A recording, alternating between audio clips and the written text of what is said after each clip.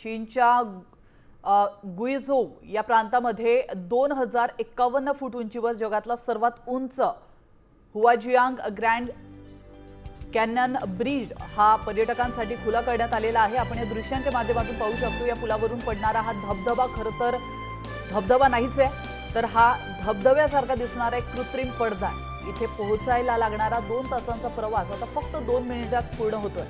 तर या ठिकाणी 800 मीटर उंचीवर काही कॅफे आणि भव्य ग्लास ऑब्झर्वेशन हॉल देखील या ठिकाणी सुरू करण्यात आलेला आहे आणि जे पर्यटकांचं मुख्य आकर्षण ठरणार आहे। आपण या दृश्यांच्या माध्यमातून पाहू शकतो सर्वात मोठा कृत्रिम धबधबा जनतेसाठी खुला होणार आहे।